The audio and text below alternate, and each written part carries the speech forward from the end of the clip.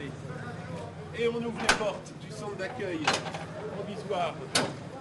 Lors de la fête de l'Annonciation, le futur centre marial international de Nazareth a ouvert provisoirement ses portes pour la pose de la première pierre. Le futur centre, qui se veut un musée vivant dédié à Marie, se tiendra face à la basilique de l'Annonciation, dans les locaux rénovés et réhabilités d'une ancienne école. Faire connaître et aimer la mère du Christ, un projet initié par le maire de la ville et porté depuis l'an 2000 par l'association française Marie de Nazareth.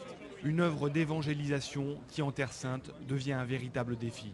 C'était un devoir parce que c'est vrai que les Juifs du monde entier aident beaucoup les Juifs de Terre Sainte, que les musulmans du monde entier aident beaucoup les musulmans de Terre Sainte, mais que les chrétiens en Terre Sainte ont le sentiment que les chrétiens du monde ne les aident pas autant que ce qu'ils pourraient espérer.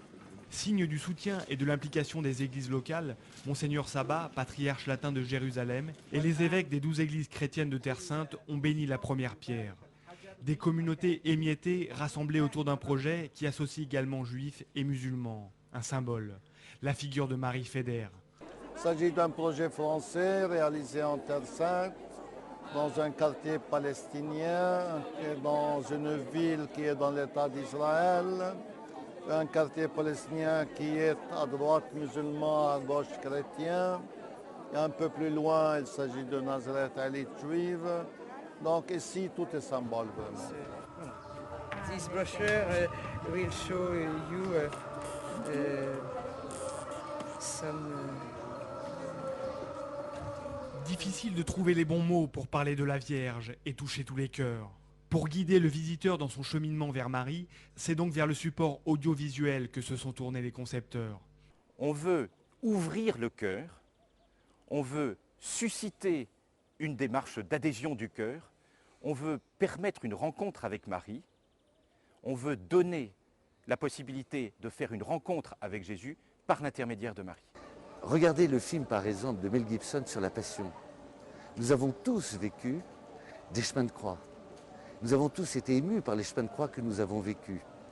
Mais tous les chemins de croix que nous avons vécus ne nous ont pas fait imaginer toute la souffrance de Jésus et tout ce qu'il y avait d'admirable dans l'attitude de Jésus pendant sa passion. Alors que sur grand écran, le choc des images de Gibson a bouleversé des dizaines de millions de chrétiens et de non-chrétiens, et bouleversé plus que toute autre parole. Il faut absolument que, dans ce centre marial, nous donnions des images et des textes très forts qui aient le même impact à peu près que le film de Gibson. En attendant le nouvel écrin, déjà les premiers curieux tentent de s'y retrouver sur la maquette. Bâtiments cossus et jardins en terrasse, voilà à quoi ressemblera le centre dans quelques années. J'ai eu des Espagnols, il y a eu des Russes et quelques personnes de Nazareth, encore très peu.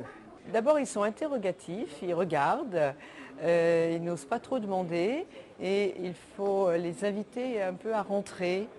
Et ensuite, voilà, ils commencent à poser des questions.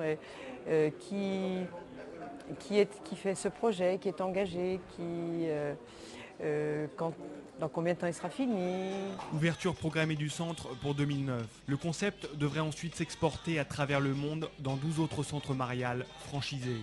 Près de 2000 ans après, Marie de Nazareth continue de rayonner.